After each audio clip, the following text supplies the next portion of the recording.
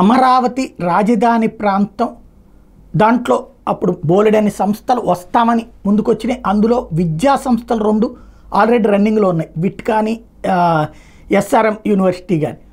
అయితే ఆ తర్వాతన రాజధాని ఎక్కడిదక్కడ ఆగిపోవడంతో ఇబ్బంది పడతా వచ్చారు. ఇప్పుడు అమరావతి ఓ పక్కన inner ring road, outer ring road మహానగరంగా రూపుదిద్దే కార్యక్రమం ఇదంతా నడుస్తుంటే, మరొక వైపున విద్యా సంస్థలు కూడా ఎవరైతే అప్పుడు వస్తానని జగన్ 3 రాజధానులు అనడంతో ఆగిపోయారో వాళ్ళందరూ వస్తున్నారు. తాజాగా Xavier school of business XLRI ఇది ఇప్పుడు రంగానికి రావడానికి ఓకే చెప్పేసింది.